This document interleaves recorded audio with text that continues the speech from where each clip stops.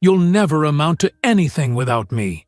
You need me to survive," Chase had said 6 years ago, leaving Zara for a senator's daughter.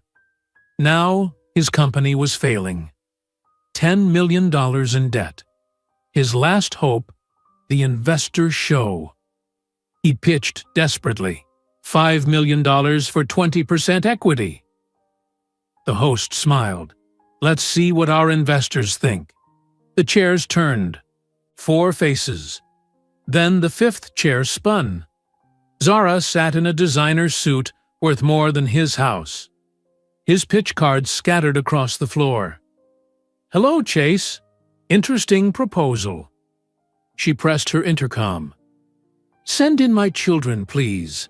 They wanted to see Mommy work." 3 children in designer clothes walked onto the set. They looked at Chase. "Mommy, why does that man look like us?" The live studio audience gasped. Zara smiled. "I'm out, but not because of your business plan. But before we dive into the full story, let me know where you're watching from and what time it is. Now, subscribe to the channel, and let's get started. You are wasting your time." Zara Mills looked up from her laptop. Her boyfriend, Chase Anderson, stood in the doorway of their small Brooklyn apartment. He wore a dark suit and carried a leather briefcase. He looked tired. "What do you mean?" Zara asked. Chase dropped his briefcase by the door. He walked to the refrigerator and pulled out a beer. "This business you are trying to start, it is not going to work." Zara felt her stomach tighten. She looked down at her laptop screen. She had been working on her business plan all day. Investment consulting. She wanted to help people manage their money. She wanted to build something real. "I am making progress," Zara said. "I have 3 meetings scheduled next week." Chase opened his beer and took a long drink. "Meetings do not mean anything. You do not have the right education for this. You went to a state school. You do not know anyone important. The investment world is not going to accept you." Zara closed her laptop. "You do not believe in me." "I am being realistic," Chase said. He sat down on their worn couch. "You need connections to succeed in finance. You do not have connections. I am just trying to save you time and disappointment." Zara stood up from the kitchen table. She walked to the small window that looked out at the street below. Cars honked. People walked by on the sidewalk. She and Chase had been together for 1 year. They met at a coffee shop in Manhattan. He worked at a marketing firm. She was working 3 jobs and trying to start her business. At first, Chase said he admired her ambition. But lately he said things like this. Mean things. Things that made her feel small. "I am going to keep trying," Zara said quietly. Chase shrugged. "Do what you want. I am just telling you the truth." That conversation happened on a Monday. On Tuesday, Zara made phone calls to potential clients. On Wednesday, she printed business cards on their home printer. The cards looked cheap, but they had her name and phone number. On Thursday, she showed the cards to Chase with excitement. "Look," she said, "I made business cards." Chase barely looked at them. He was watching television. "That is nice," he said. On Friday evening, everything changed. Chase came home early from work. It was only 5 o'clock. Usually he did not come home until 7 or 8. Zara was sitting at the kitchen table with file folders spread out in front of her. She was organizing information about different investment strategies. "We need to talk," Chase said. Zara looked up. Chase's face looked serious. Her heart started beating faster. "Okay," she said. "What is wrong?" Chase sat down on the couch. He did not look at her. "I met someone." Zara stared at him. "What do you mean you met someone?" "At a work event last week. Her name is Melissa Brighton. She is Senator Richard Brighton's daughter." Zara felt like all the air left the room. She could not breathe properly. You met someone? Like you met another woman? Yes, Chase said. He still did not look at her. This is a big opportunity for me. Melissa knows important people. Her father is a United States Senator. She can introduce me to people who can help my career. This could change everything for me. So you are leaving me? Zara's voice sounded strange, high and thin. Yes, Chase said simply. I am leaving tonight. Zara stood up so fast her chair fell backwards. It hit the floor with a loud bang. Tonight! You are leaving tonight? We have been together for a year. We live together. You cannot just leave. Chase finally looked at her. His face showed no emotion.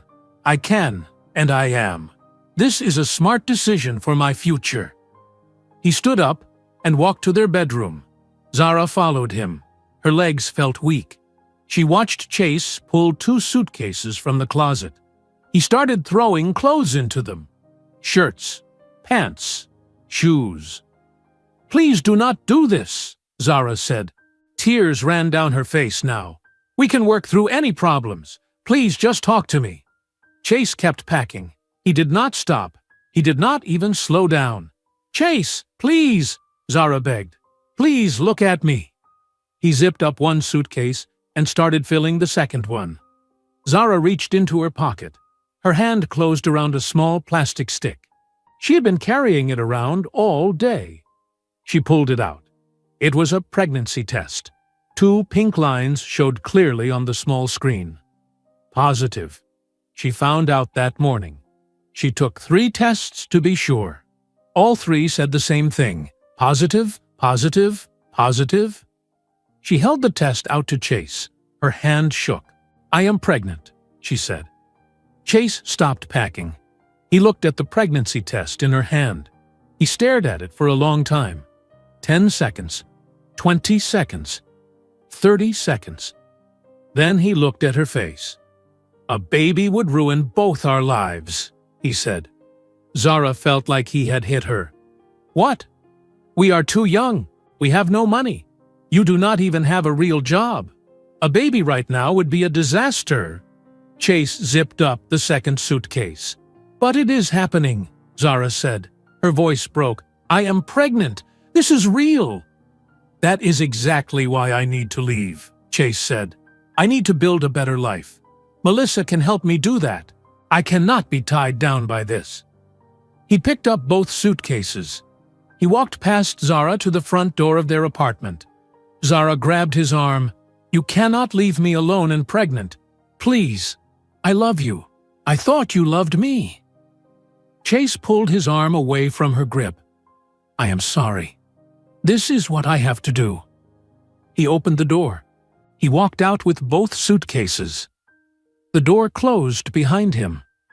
Zara stood in the empty apartment. She could not move. She could not think. She looked down at the pregnancy test still in her hand.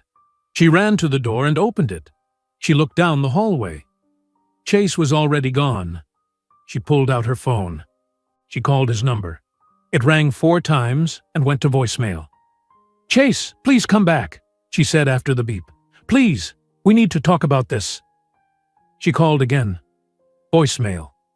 She called again. Voicemail. She called again. Voicemail. She called 50 times that night. Every single call went to voicemail. She left messages. She sent text messages. She begged him to answer. She told him they could figure this out together. By morning, when she tried to call again, a recording played. The number you are trying to reach is no longer in service. He blocked her number. Zara sat on the floor of the apartment holding the pregnancy test. The sun came up outside the window. Light filled the small room. She was completely alone. 6 years went by slowly, and then, all at once. Chase Anderson sat in his small apartment in San Francisco, California. It was a Tuesday afternoon in March. Papers covered his coffee table. Bills, letters from banks, letters from lawyers. All of them said the same thing. He owed money. Lots of money. Chase was 31 years old now. His hair was thinner than it used to be. He had lines around his eyes from stress. His apartment was small and hot. The air conditioning broke 2 months ago. He could not afford to fix it. His phone rang. He looked at the screen. It was his accountant, Robert Chen. "Hello," Chase answered. "Chase, we need to talk," Robert said. His voice sounded serious. "Can you come to my office today?" "I can come now," Chase said. 1 hour later, Chase sat in Robert's office in downtown San Francisco. Robert was 50 years old with gray hair and glasses. He looked at his computer screen and then at Chase.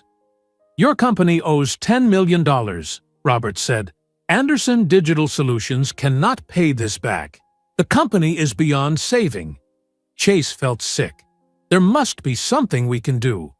Robert shook his head. "I have looked at every option. Your revenue is almost zero. Your expenses are still high. You need to close the company." "What about my employees?" Chase asked. "You need to let them go," Robert said. "All of them. You cannot pay them anymore." Chase drove back to his office. It was a small space with 12 desks. Only one person was there, a young programmer named Kevin Torres. Kevin was 23 years old. He was the last employee still coming to work. "Kevin, can we talk?" Chase said. Kevin looked up from his computer. He already knew what Chase was going to say. Everyone knew the company was dying. "You cannot pay me anymore," Kevin said. It was not a question. "I am sorry," Chase said. "I really am." Kevin stood up. He picked up his backpack. "I understand. Good luck, Chase." Kevin walked out. Chase stood alone in the empty office.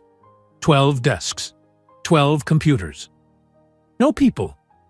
He sat down at his desk and put his head in his hands. When he got home that evening, there was an envelope taped to his apartment door. He opened it. Divorce papers. From Melissa Brighton's lawyer. Melissa was his wife. No, she was his ex-wife now.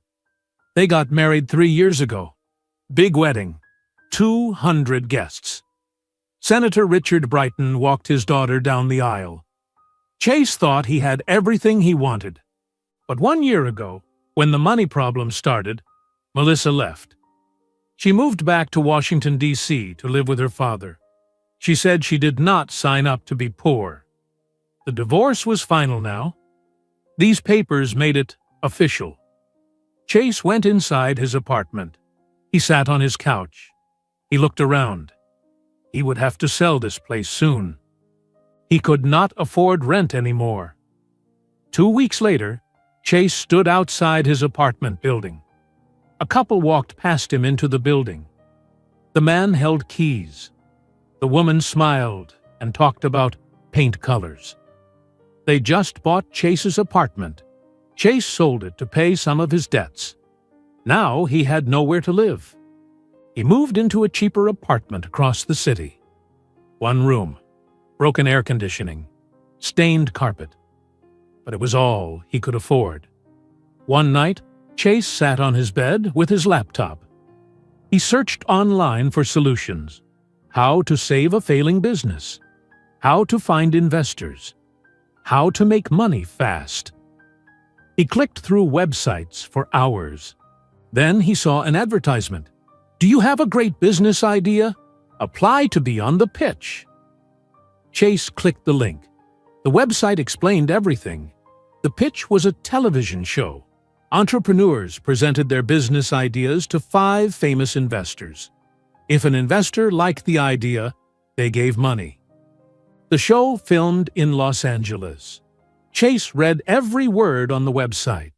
This could work. This could save everything. He needed $5 million. Maybe one of these investors would give it to him. He clicked the application button. He filled out forms.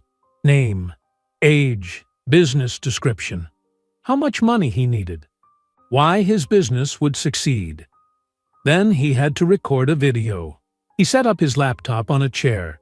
He stood in front of it. His small apartment was behind him. He pressed record. "Hello, my name is Chase Anderson," he said to the camera. "I created Anderson Digital Solutions 4 years ago. We make software that helps small businesses manage customer information. We had success at first, but then we faced challenges. I need $5 million to create new features and win back clients. I know I can make this company work. I just need one more chance." He tried to sound confident. He tried to smile, but his hands shook. He submitted the application. He did not think they would call him back. Thousands of people probably applied. But 2 weeks later, his phone rang. Unknown number. "Is this Chase Anderson?" a woman's voice asked. "Yes," Chase said. "This is Sarah Kim. I am a producer for The Pitch.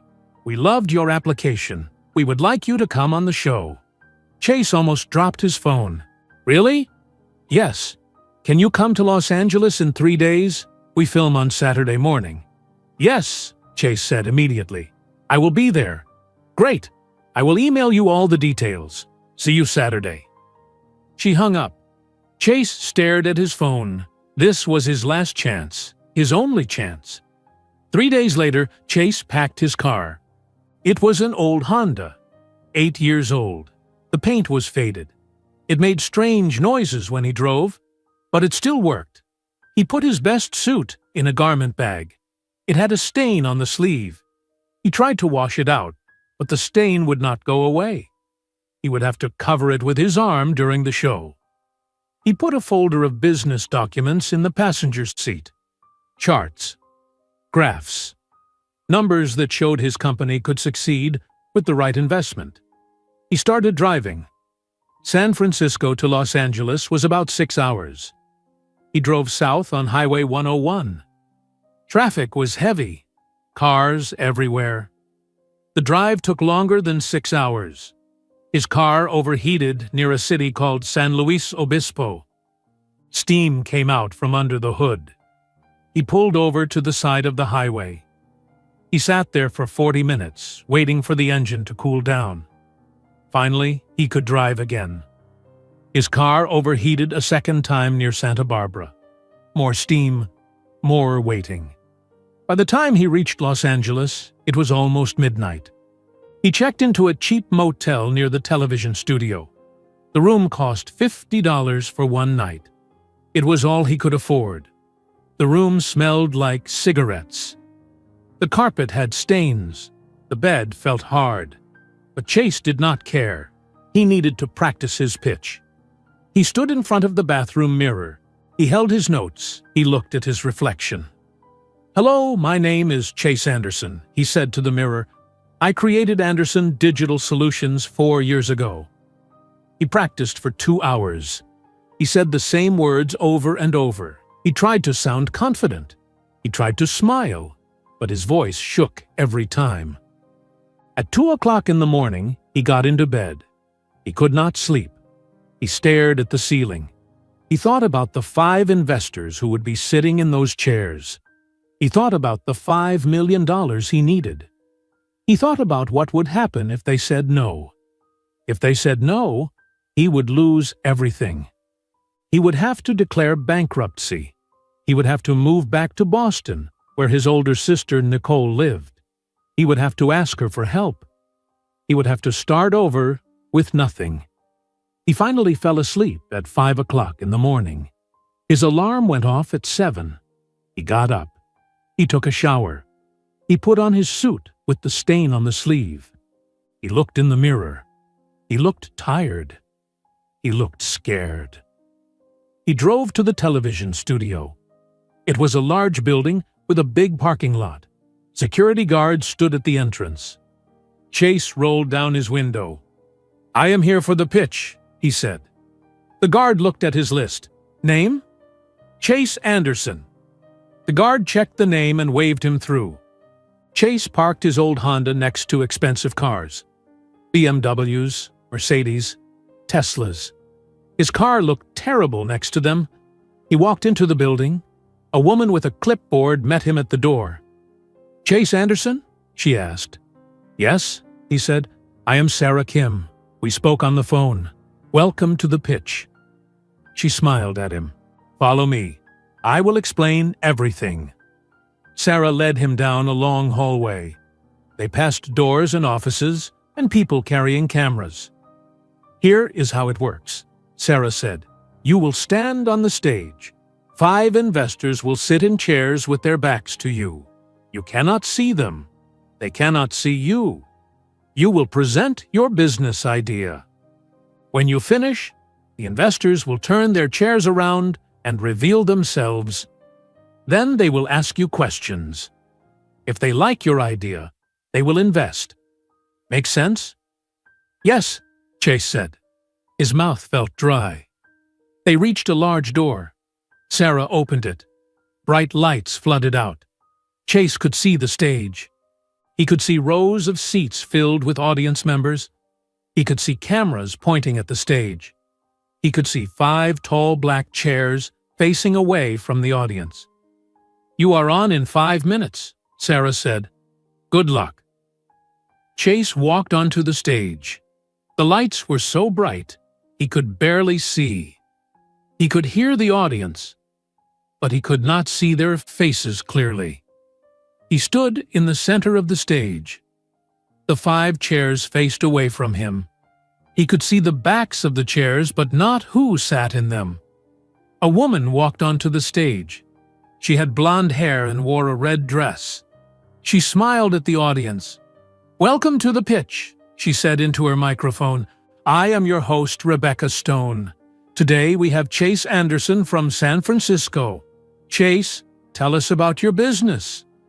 Rebecca stepped to the side. Everyone looked at Chase. The audience, the cameras, the 5 investors in their chairs. Chase opened his mouth to speak. His hands started shaking. Chase took a deep breath. He looked at the papers in his hands. The words blurred together. He blinked and tried to focus. "My name is Chase Anderson," he said. His voice sounded weak. He cleared his throat and tried again. "I created Anderson Digital Solutions 4 years ago." The audience watched silently. The 5 chairs stayed facing away from him. He could not see who sat in them. "We make software for small businesses," Chase continued. "The software helps business owners manage customer information, sales data, contact details, purchase history, everything in one place." He pressed a button on the remote in his hand. A large screen behind him lit up. A graph appeared. Blue bars and red lines. "2 years ago, we had 300 clients," Chase said. "We made $1.2 million in revenue." He pressed the button again. A new graph appeared. This one looked worse.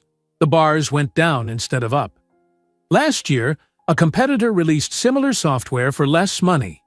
We lost clients. Our revenue dropped to $200,000. Someone in the audience coughed. Chase's hands shook harder. One of his papers slipped from his grip and floated to the floor. Then another paper fell. Then 3 more. Papers scattered across the stage around his feet. Chase's face turned red. He bent down to pick them up. He tried to gather them quickly, but his hands were shaking so much, he kept dropping them. Finally, he collected all the papers and stood up. "Sorry," he said quietly. Rebecca Stone smiled at him from the side of the stage. "Take your time, Chase. You are doing great."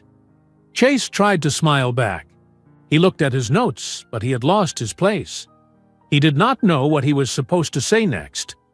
"I need $5 million, he said. The words came out too fast. "I need the money to create new features. Better features than our competitor. I need to hire programmers.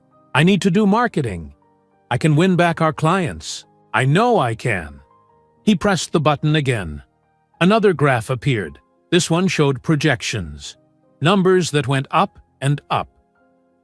"With $5 million, I can get to 1,000 clients in 2 years. Revenue of $8 million. Then $10 million the year after that." He stopped talking. He did not know what else to say. His notes were out of order now. He could not read them properly. "That is my presentation," he said. Rebecca walked back to the center of the stage. "Thank you, Chase. Now it is time for our investors to reveal themselves." Music started playing. Loud, dramatic music. The audience leaned forward in their seats. Chase stood there holding his messy papers.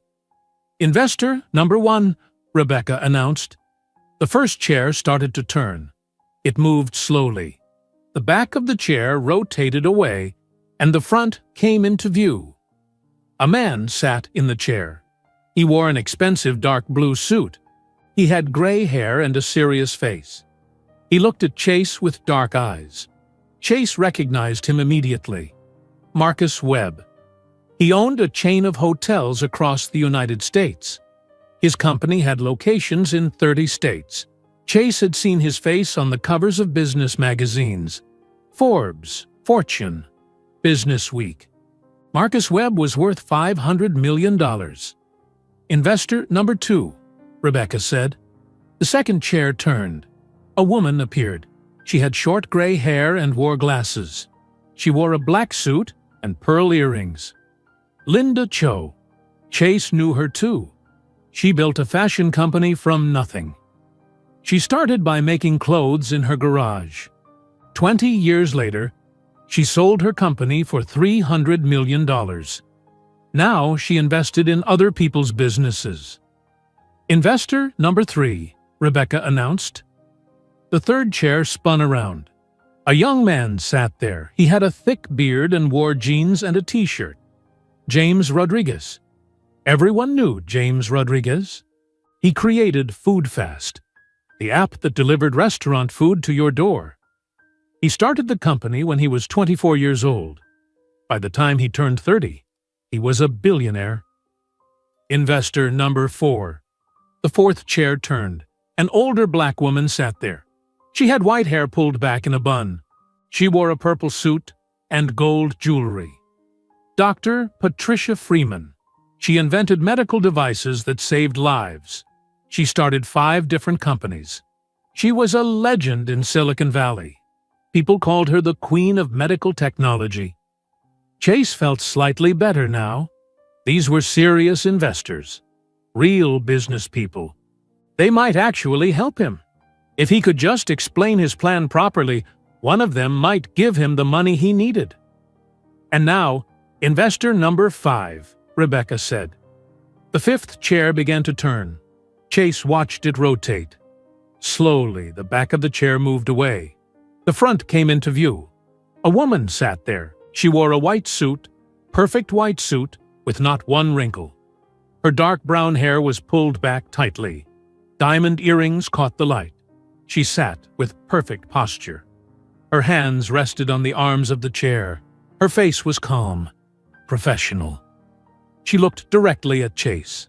Chase's brain stopped working. Everything stopped. The music, the audience, the lights. Everything disappeared except that face. He knew that face. He had kissed that face. He had told that face he loved it.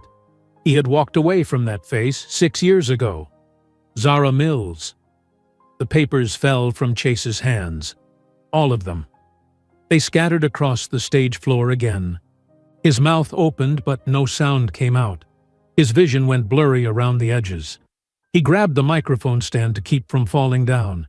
This could not be real. This was not possible. Zara Mills was supposed to be struggling in a small apartment in Brooklyn. She was supposed to be failing at her little investment business. She was supposed to be nobody. But she sat in that investor chair. She sat there in a white suit that probably cost more than his car. She sat there wearing diamond earrings. She sat there with the confidence of someone who belonged exactly where she was. The audience started whispering.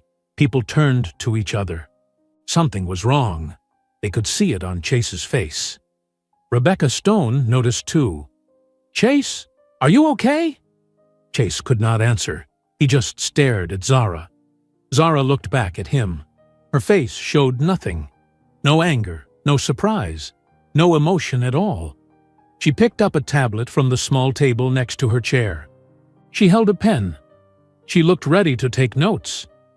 Marcus Webb spoke first. His voice was loud and clear. "Chase, what are your current customer retention rates?" Chase did not hear the question. He was still staring at Zara. How was she here? How was she one of the investors? How did she go from nothing to this? "Chase," Marcus said again, louder this time, "your customer retention rates?" Chase turned his head to look at Marcus. "What?" "How many of your customers stay with your company year after year?" Marcus asked. He looked annoyed now. Chase said. His mouth felt full of sand. "About 60%. "That is not good," Marcus said. "Industry standard is 80%. Linda Cho adjusted her glasses and looked at Chase. "Why do you think your software is better than your competitor's product?" Chase tried to think. He tried to remember what made his software special. But his mind was empty. He kept glancing at Zara. "We have better customer service," Chase said. He was not sure if that was true. He was not sure of anything anymore. "That is not a good enough answer," Linda said.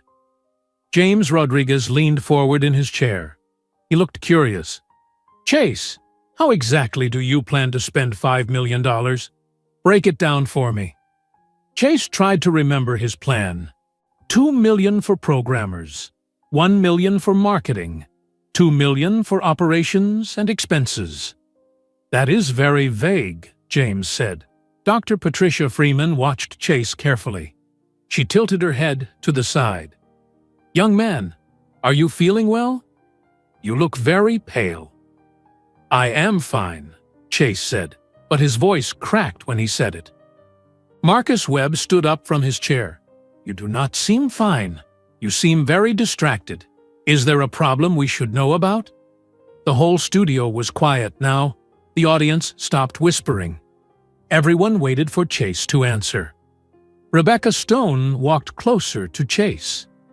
She looked at him, then at the 5 investors, then back at Chase. Something was happening here. She could feel it. "Chase, do you know one of our investors?" Rebecca asked. Her voice was gentle, but clear. The microphone picked up every word. Chase opened his mouth. He closed it. He looked at Zara. Zara spoke for the first time. Her voice was steady and professional. "Yes, we know each other." The audience gasped. Cameras zoomed in on Zara's face, then Chase's face. "We lived together a long time ago in New York," Zara continued. She spoke calmly, like she was talking about the weather. "We had a brief relationship. It ended 6 years ago." She said it like it meant nothing. Like Chase was just some person she used to know. Like those nights in their small Brooklyn apartment never happened. Like the pregnancy test never existed. Chase finally found his voice. "Zara, we should focus on your business proposal," Zara interrupted.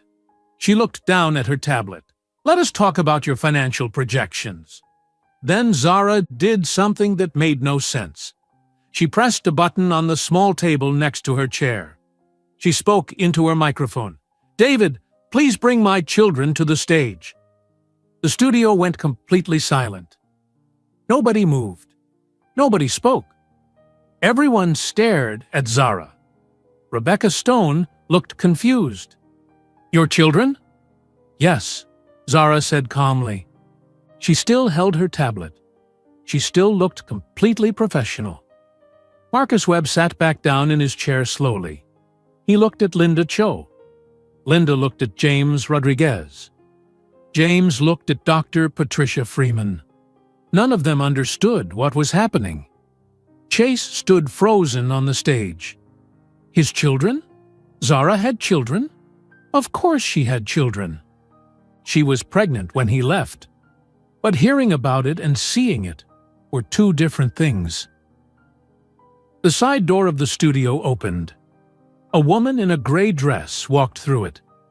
She held the hands of 3 small children, 2 boys and 1 girl. They walked in a line. The woman led them across the stage toward Zara's chair. The audience leaned forward. Cameras moved to focus on the children. The little girl wore a blue dress with white flowers on it. Her brown hair was in 2 braids. She held a stuffed rabbit under one arm. The 2 boys wore matching suits. Small black suits with white shirts and bow ties. One boy was slightly taller than the other. They both had brown hair cut short. All 3 children had the same face. Round cheeks, small noses, green eyes. They looked exactly alike. They reached Zara's chair and stopped. The woman in the gray dress let go of their hands. The 3 children stood next to Zara. Chase stared at them. His legs felt weak. His heart pounded in his chest. The children had green eyes. Chase had green eyes. The children had brown hair.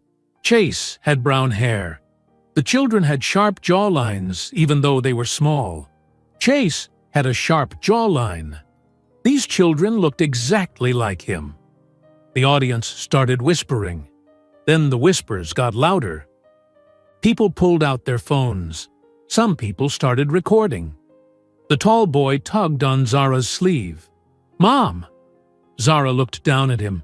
"Yes, Dylan?" Dylan pointed at Chase standing on the stage. "Why does that man look like us?" The audience gasped. The whispers turned into talking. Rebecca Stone's mouth fell open. The shorter boy, Carter, stared at Chase. He did not say anything. He just looked. The little girl, Sophie, hugged her stuffed rabbit tighter. "Mom, who is that?" Zara put her hand on Sophie's head gently. "We will talk about it in a few minutes, sweetheart." Dylan kept staring at Chase. "But he has the same face as me and Carter and Sophie. Look at his eyes. They are green, like ours." Marcus Webb stood up again. "Zara, what is going on here?" Zara did not look at Marcus. She looked at her 3 children. "Dylan, Carter, Sophie, I need you to go back to the waiting room with Miss Elena for a little while. When the show is over, I will take you for ice cream." "I want chocolate ice cream," Sophie said. "You can have chocolate ice cream," Zara promised. "Can we have sprinkles?" Dylan asked. "Yes, you can have sprinkles." Carter finally spoke. His voice was quiet. "Is that man our dad?" The entire studio froze. Nobody breathed. The cameras zoomed in on Carter's face, then on Chase's face. Zara paused. For the first time, her calm expression changed slightly. Just slightly. "We will talk about that later, Carter." "But is he?" Carter asked again. Zara looked at Chase.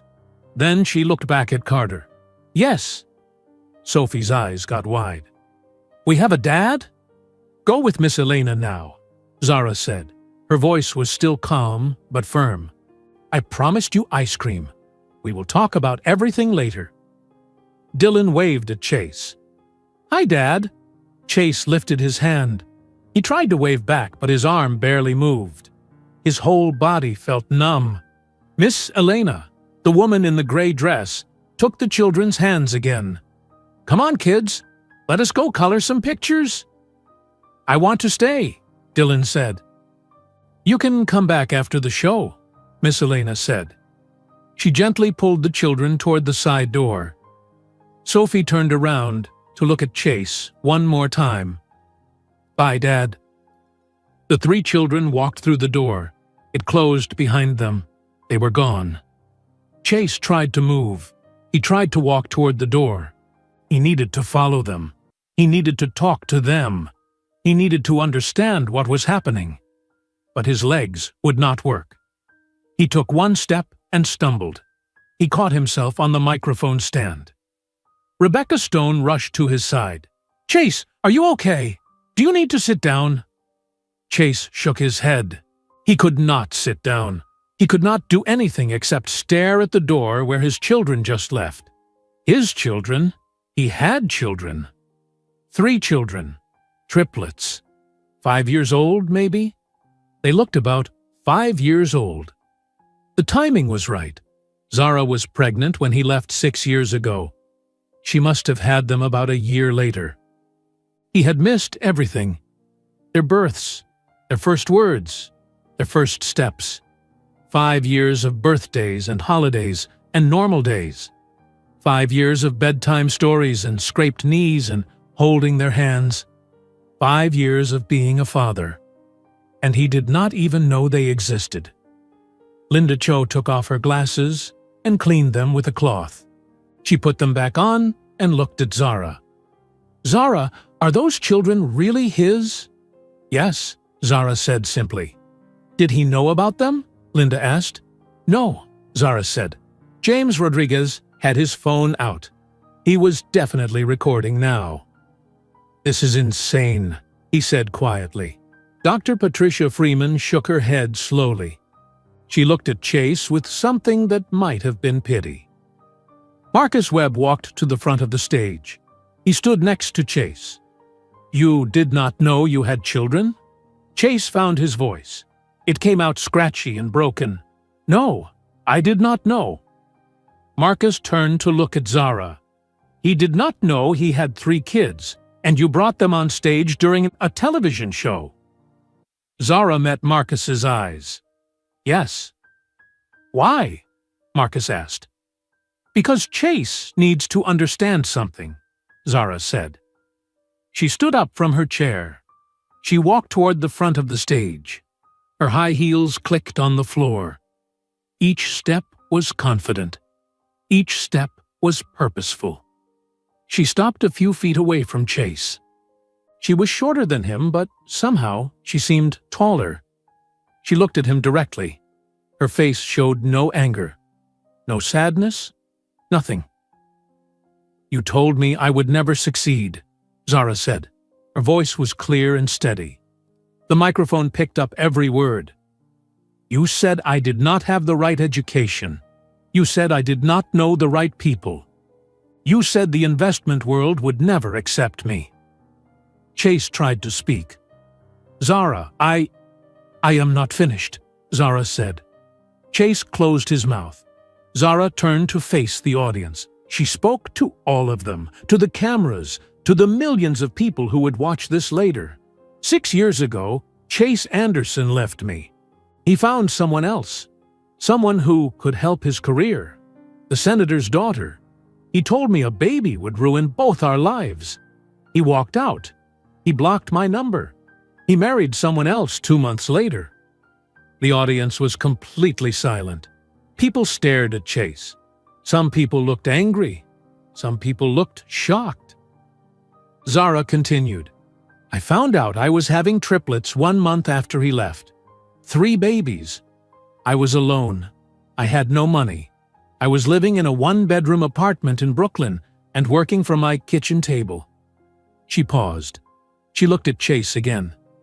"I decided that day that I would never need anyone ever again.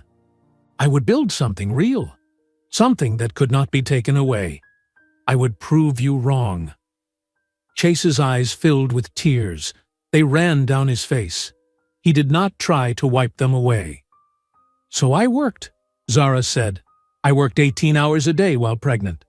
I took meetings until the day I went into labor. I had Dylan, Carter, and Sophie on a Tuesday afternoon in March. They were 6 weeks early because there were 3 of them. They stayed in the hospital for 2 weeks. I went back to work 3 weeks after they were born." Zara looked out at the audience. Hundreds of faces stared back at her. "The babies went to daycare when they were 3 months old. I could not afford to stay home. I had to work. I had clients to meet, phone calls to make. I carried 3 car seats on the subway every morning, 3 diaper bags, 3 bottles." Some women in the audience nodded. They understood. "I missed their first steps," Zara said. "The daycare worker called me one afternoon. She said Dylan took his first steps. Then Carter, then Sophie, all 3 of them in the same week. I was in a meeting with a client. I could not leave. I cried in the bathroom later." Chase made a sound, a sob. He covered his face with his hands. Zara did not stop. I missed their first words. Carter said, "Mama," first. Then Sophie said, "Juice?" Then Dylan said, "No." The daycare worker told me about all of it. I was never there. I was always working. Rebecca Stone had tears in her eyes. Several people in the audience were crying too. "But I kept working," Zara said. Her voice got stronger. "I built Mills Capital Group one client at a time. I started with small investors, people who had $5,000 to invest, $10,000. I helped them make money. They told their friends. Their friends became my clients. Those clients told more people. My business grew." Marcus Webb was listening carefully now. So was Linda Cho. This was an incredible business story. "I worked from my apartment for 2 years. Then I rented a small office in Brooklyn. Then a bigger office in Manhattan. I hired employees. First 1 person. Then 5 people. Then 20 people. I took on bigger clients. Clients with $1 million, $5 million, $10 million. Zara walked slowly across the stage as she spoke. Dylan, Carter, and Sophie are 5 years old now. They go to Preston Academy in Manhattan. That is the best private school in the city. We live in a 3-bedroom apartment on the Upper East Side. I own a second home in Miami, Florida, and a third home in Seattle, Washington. Mills Capital Group now manages $2 billion in assets. $2 billion. The audience started clapping. A few people stood up. Then more people stood. Soon everyone was standing and clapping. They were giving Zara a standing ovation. Zara waited for the applause to stop. She looked at Chase. "I did all of this without you. I did not need your belief. I did not need your support. I only needed my own determination." Chase wiped his face with his sleeve. The sleeve with the stain. "Zara, I made a terrible mistake. The biggest mistake of my life. I was wrong about you. I was wrong about everything. Please let me talk to you privately. Please let me meet my children properly. I will do anything to make this right." Zara shook her head slowly. "I am not finished speaking yet." Chase closed his mouth. Tears still ran down his face. Zara turned to face the cameras directly. "I will not invest $1 single in Chase Anderson's company." Marcus Webb looked surprised. "Zara, wait. His business model actually has real potential. With the right investment and guidance, Anderson Digital Solutions could work." Linda Cho nodded. "I agree with Marcus. The fundamentals are solid. The company just needs capital." Zara looked at Marcus, then at Linda. "The problem is not the business plan. The business plan is fine. The problem is Chase." "What do you mean?" James Rodriguez asked. "Character matters more than business plans," Zara said. "I do not invest in people who abandon others when things get difficult. Chase left me when I told him I was pregnant. He did not just leave me. He left his children. He blocked my number. He married someone else 2 months later. He never looked back. He never tried to find out if I had the baby. He never sent $1 to help. Nothing." Dr. Patricia Freeman looked at Chase with disappointment on her face. "So no," Zara continued, "I will not invest in his company. I will not help him. He made his choices 6 years ago. Now he has to live with the consequences." Chase fell to his knees on the stage. Right there, in front of everyone. In front of the cameras. In front of millions of people who would watch this show later. He put his hands together. He was begging. "Please," Chase said. His voice broke. "Please, Zara. I know I do not deserve anything from you. I know I destroyed everything. But please, let me be part of their lives. Please let me know my children. I am begging you." Zara looked down at him on his knees. For just a moment, her expression softened. Just a little bit. Just enough to show she was human. My lawyer will contact you about custody arrangements and child support, Zara said quietly. Dylan, Carter, and Sophie deserve to know their father. Every child deserves that. But my decision about your business will not change. She turned and walked toward the side door. Her heels clicked on the floor. Click, click, click. The sound echoed through the silent studio. "Zara, wait!" Chase called out. He tried to stand up, but his legs would not hold him. He stayed on his knees. Zara did not turn around. She did not stop walking. She reached the door. She opened it. She walked through. The door closed behind her. The audience sat frozen. Nobody spoke. Nobody moved.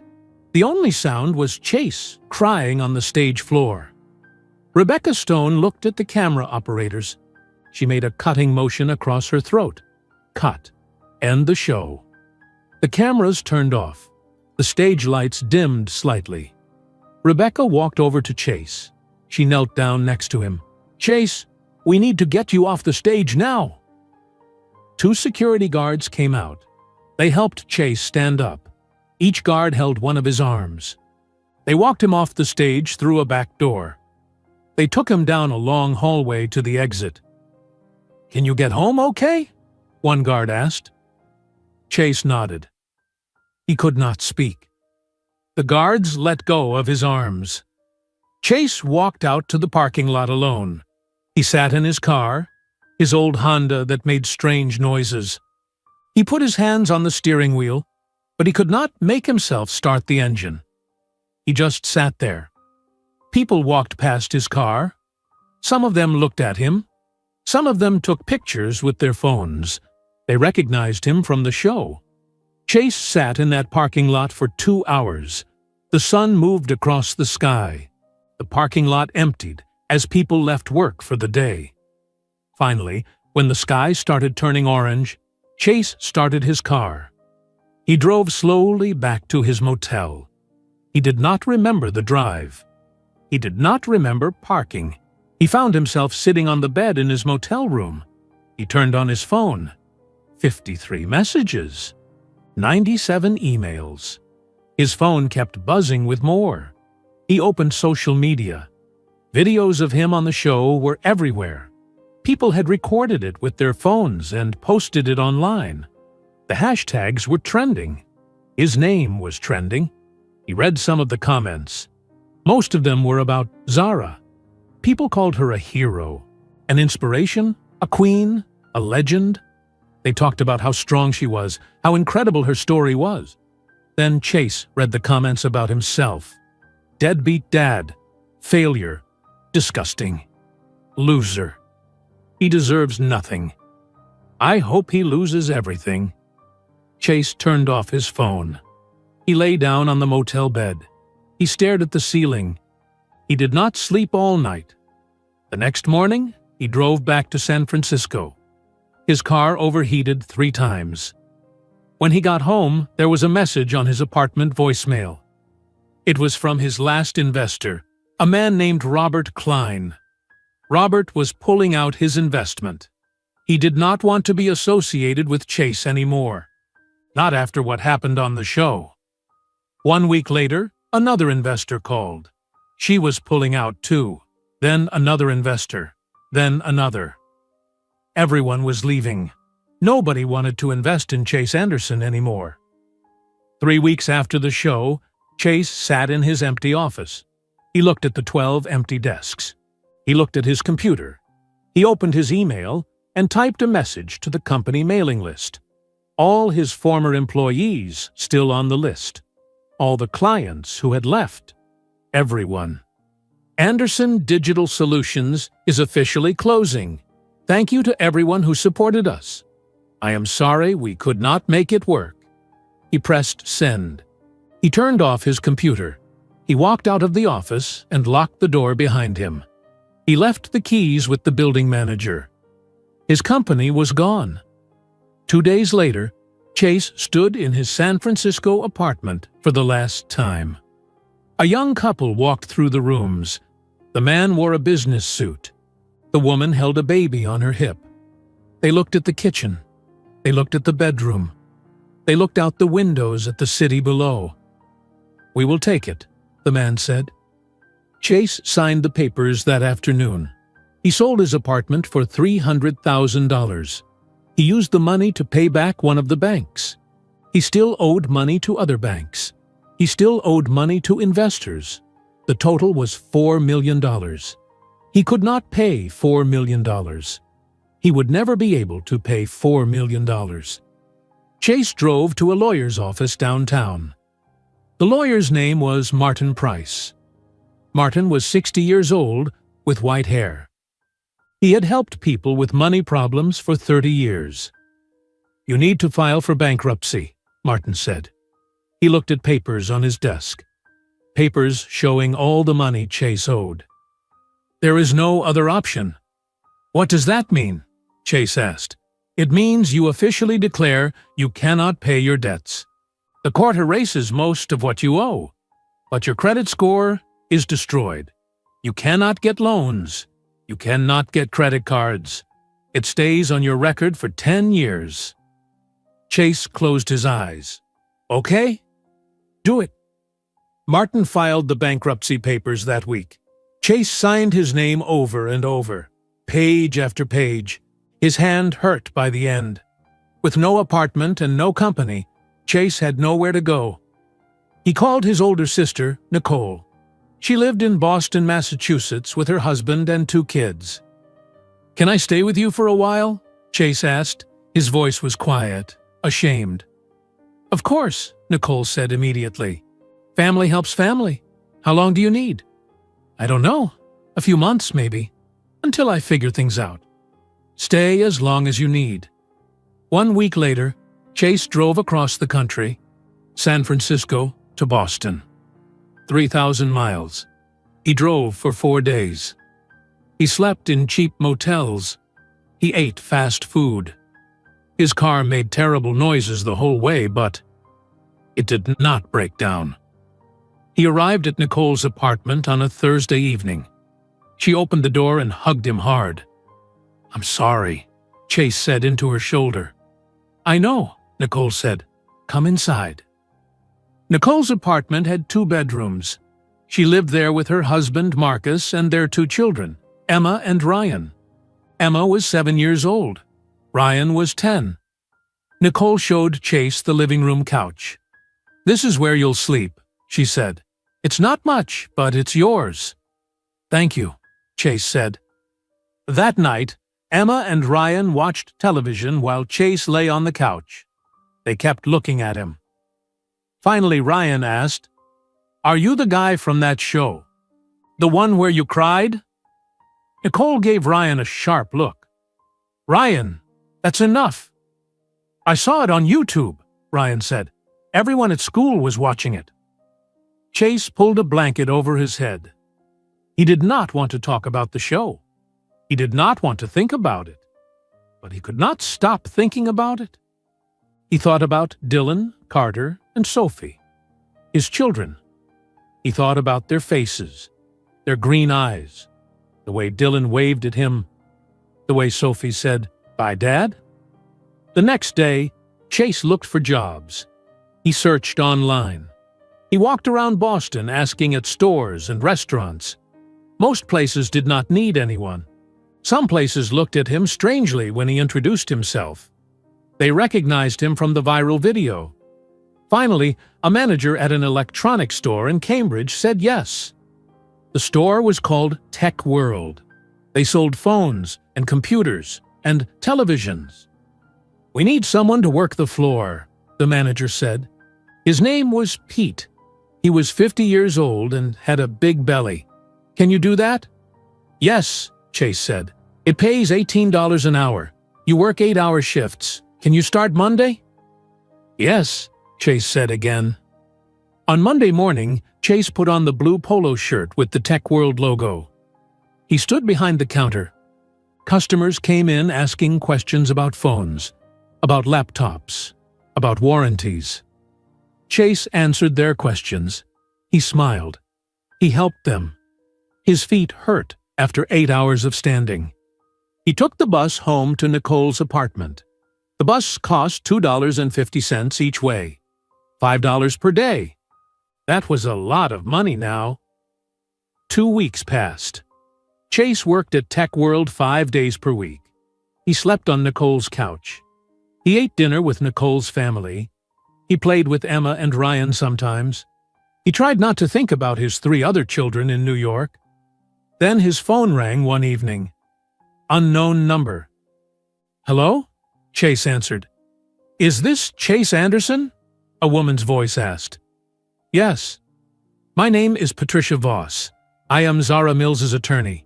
Miss Mills would like to establish formal custody arrangements for Dylan, Carter, and Sophie." Chase sat up straight on the couch. Yes, of course. Whatever she wants. I'll do anything." "Can you come to my office in Manhattan this week?" Patricia asked. "Yes. When?" "Friday at 2 o'clock in the afternoon." "I'll be there," Chase said. On Friday morning, Chase took the bus from Boston to New York City. The Greyhound bus left at 6 o'clock in the morning. The ticket cost $42. That was almost 3 hours of work at Tech World, but Chase paid it without hesitation. The bus ride took 4 hours. Chase sat in the back. He stared out the window at the highway. Trees and signs and other cars passed by. He tried to imagine what he would say to his children when he met them. He tried to think of the right words, but there were no right words for this situation. The bus arrived at Port Authority in Manhattan at 10 o'clock in the morning. Chase had 4 hours until his meeting. He walked around the city. He had not been to New York in 6 years. Not since he left Zara. The city looked the same but felt different. Taller buildings, more people, everything moving fast. At 1:45, Chase walked into Patricia Voss' office building. It was on 5th Avenue, a fancy building with marble floors and a doorman. Chase took the elevator to the 15th floor. Patricia's office had big windows overlooking the city. She sat behind a large desk. She was about 50 years old, with red hair and a gray suit. "Mr. Anderson, please sit," Patricia said. Chase sat in the chair across from her desk. Patricia handed him a stack of papers. "These are the custody and child support agreements. Please read everything carefully." Chase read every page. The papers said he would pay child support based on his current income. He made $18 per hour at Tech World. That came to about $2,000 per month. After taxes, he brought home about $1,600. The papers said he would pay $150 per month in child support. The papers also said he could have supervised visits with Dylan, Carter, and Sophie every other weekend, 2 hours each visit. A social worker would be present for the first 3 months. If the visits went well, he could see the children without supervision after that. "Do you agree to these terms?" Patricia asked. "Yes," Chase said. "I agree to everything." Patricia handed him a pen. Chase signed his name 15 times, on different pages, in different boxes. His hand shook while he signed. "The first visit is scheduled for tomorrow morning," Patricia said. "Saturday at 10 o'clock, Central Park, near the Alice in Wonderland statue. Do you know where that is?" "I'll find it," Chase said. "Miss Mills will bring the children. She will leave and come back in 2 hours. The social worker will observe from a nearby bench. Do you have any questions?" "Will I be able to talk to Zara?" Chase asked. "No. Miss Mills prefers to communicate through me." Chase nodded slowly. Of course, Zara did not want to talk to him. Why would she? He took the bus back to Boston that evening. He could not sleep that night. He lay on Nicole's couch staring at the ceiling. Tomorrow he would meet his children. Really meet them. Not on a television stage in front of cameras. Just them and him. Saturday morning, Chase took the bus back to New York. Another $42. He arrived at Central Park at 9 o'clock, 1 hour early. He found the Alice in Wonderland statue. It was a bronze statue of Alice sitting on a giant mushroom. Children climbed on it. Parents took pictures.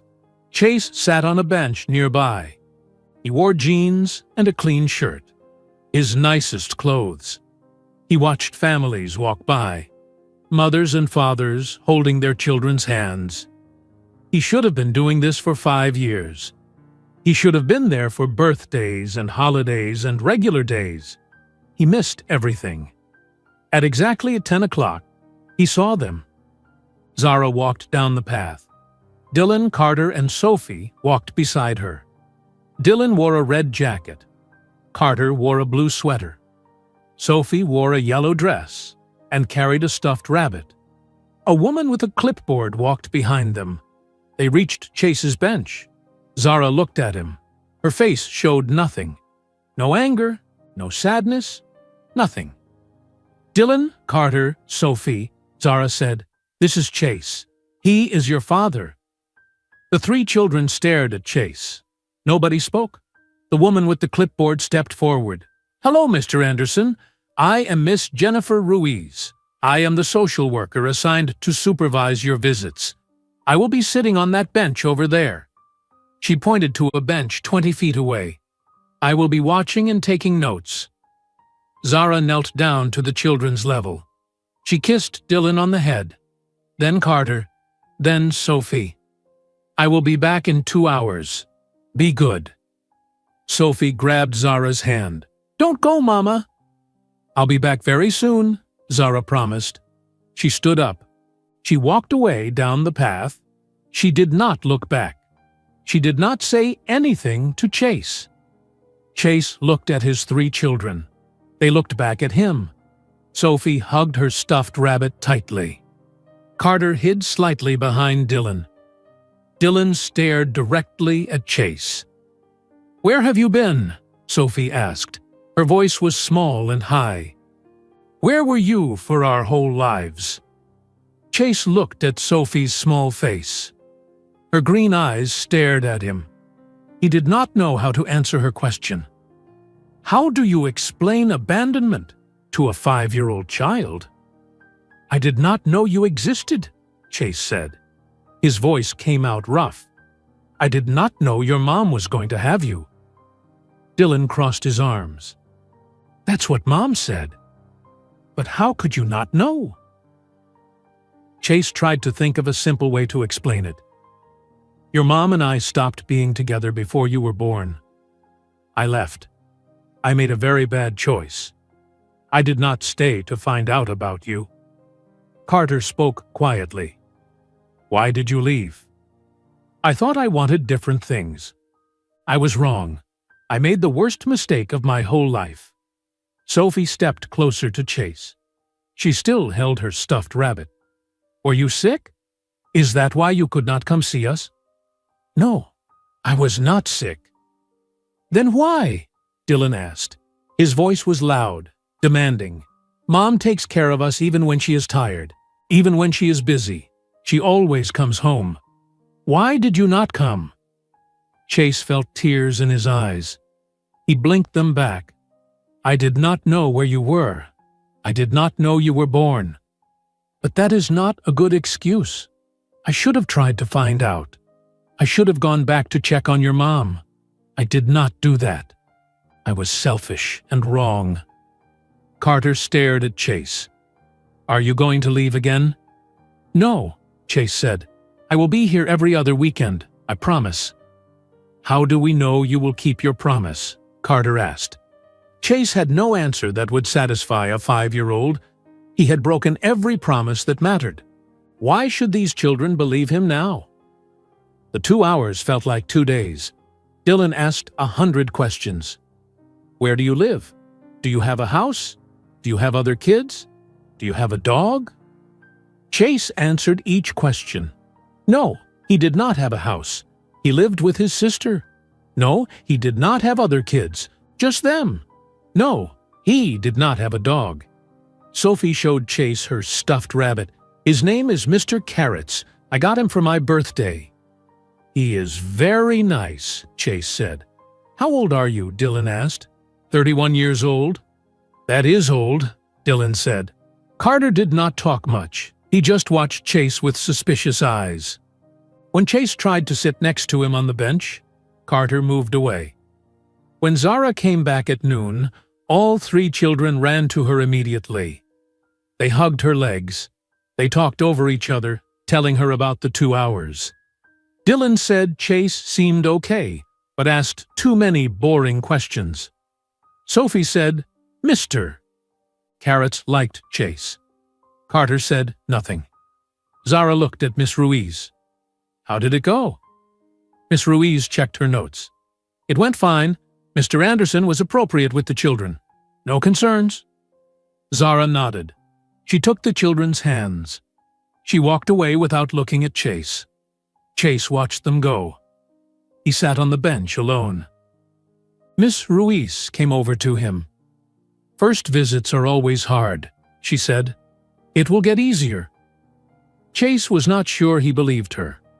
2 weeks later, Chase took the bus from Boston to New York again. Another $42. Another 4 hours on the bus. The second visit happened at the same bench in Central Park. This time, Dylan brought a soccer ball.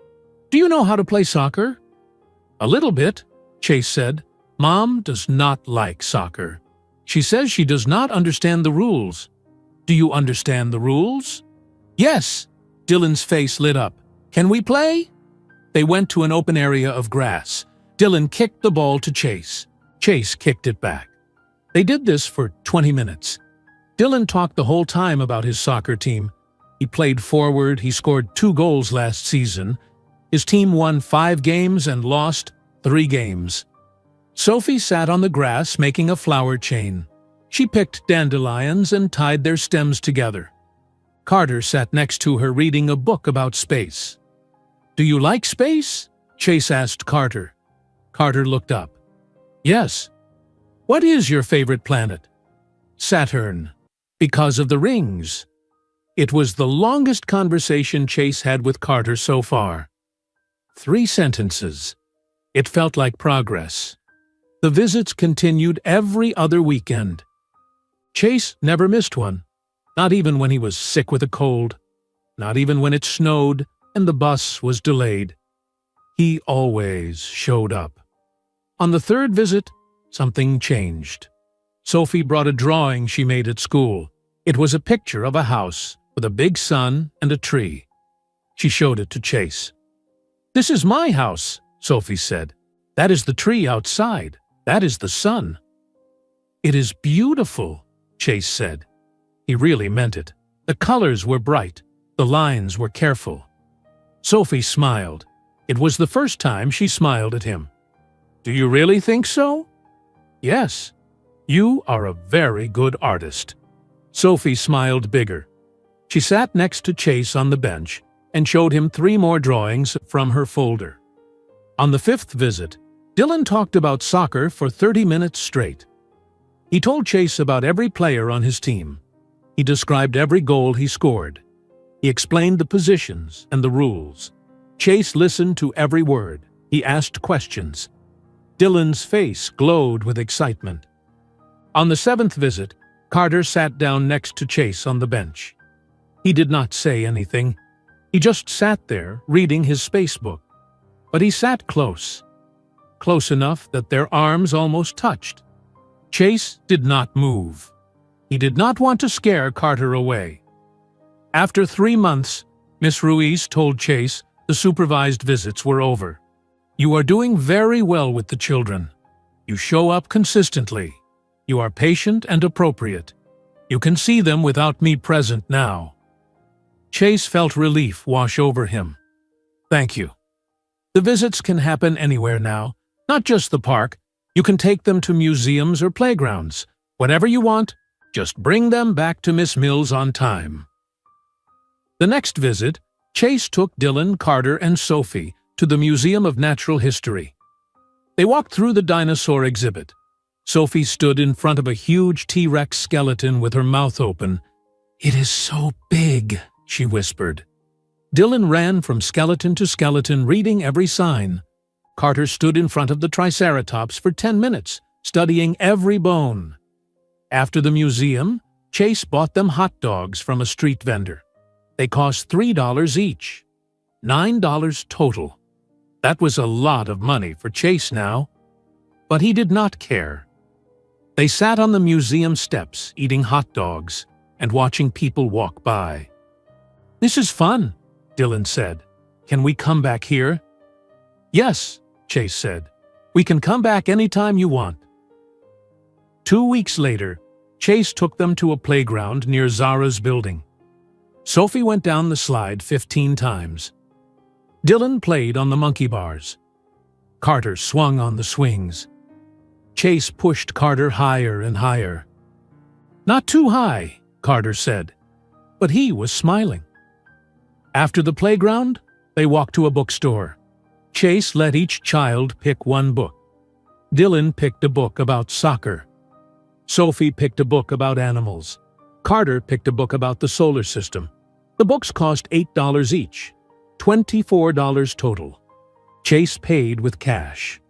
It was almost all the money he had left until his next paycheck. 6 months after the first visit, something happened that Chase would remember forever. He went to Zara's building to pick up the children. The doorman knew him now. The doorman's name was Luis. He always smiled and waved Chase through. Chase waited in the lobby. The elevator doors opened. Dylan, Carter, and Sophie came out. They saw Chase and walked toward him. Then Sophie ran. She ran across the lobby and threw her arms around Chase's legs. She hugged him tight. "I missed you," Sophie said. Chase felt his throat close up. He knelt down and hugged Sophie back. "I missed you too."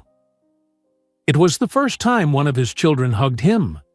The first time one of them said they missed him. Chase felt something break open in his chest. Something that had been closed for 6 years. Dylan and Carter walked over. Dylan did not hug Chase, but he smiled. Carter stood nearby, looking less suspicious than usual. "Where are we going today?" Dylan asked. "I thought we could go to the library," Chase said, "and then get ice cream after." "Yes!" Sophie shouted. They walked to the library together. Sophie held Chase's hand the whole way. It was the first time she held his hand. Her hand was so small in his, so warm, so real. For the first time since everything fell apart, Chase felt something he had not felt in months. Hope. 1 year passed since that first visit in Central Park.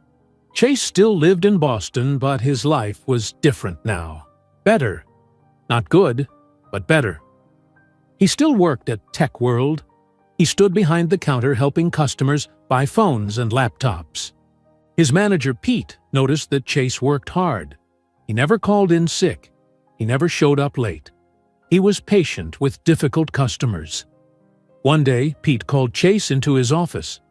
"I am promoting you to senior sales associate. You will make $22 per hour now instead of 18. Chase felt relief flood through him. $4 more per hour meant $600 more per month. That was a lot of money when you had almost nothing. "Thank you," Chase said. But Chase wanted more than selling phones. He started looking for other jobs at night.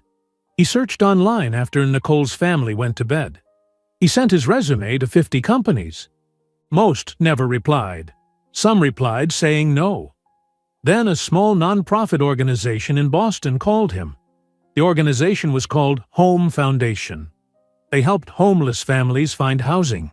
The woman on the phone said they needed a marketing coordinator. "Can you come in for an interview?" she asked. "Yes," Chase said. The interview was with a woman named Sandra Lou, and she was 40 years old and had been running Home Foundation for 10 years. Her office was small with a desk covered in papers and files. "Why do you want this job?" Sandra asked. Chase thought carefully. "I made very bad choices in my life, and I hurt people I should have protected. I cannot undo those choices, but I want to spend the rest of my life doing work that actually helps people." Sandra looked at him for a long moment. "I saw your video, the one from that television show." Chase's stomach dropped. "Oh, I am not going to judge you for your past," Sandra said. "I am going to judge you on whether you can do this job. Can you create marketing materials? Can you write social media posts? Can you manage our website?" "Yes," Chase said. "I can do all of that. The job pays $35,000 per year. That is not a lot of money." "It is more than I make now," Chase said. Sandra smiled. "You start Monday." Chase gave his notice at Tech World. Pete shook his hand and wished him luck. On Monday morning, Chase took the bus to Home Foundation's office in downtown Boston. He had his own desk, his own computer. He wrote posts about families the organization helped. He created flyers for fundraising events. He updated their website. The work felt good. It felt like he was building something real. Not for himself, for other people. With the higher salary, Chase could finally move out of Nicole's apartment. He found a one-bedroom apartment in a neighborhood called Dorchester. The building was old but clean. The apartment was small, but it was his. The rent was $900 per month. Chase had enough money left over for food, the bus, and his trips to New York to see the children. He bought furniture from a thrift store, a couch for $60, a table for $25, 3 chairs for $15 total. The furniture did not match, but it worked. Chase took pictures of his empty apartment and sent them to Patricia Voss, Zara's lawyer. He wrote in the email, "I have my own place now. Can Dylan, Carter, and Sophie stay with me overnight?" 3 days later, Patricia called him. "Miss Mills agrees to overnight visits once per month. The children will stay with you 1 weekend each month." Chase almost cried with relief. "Thank you. Thank you so much. The first overnight visit will be in 2 weeks, Friday evening to Sunday afternoon." Chase spent those 2 weeks preparing.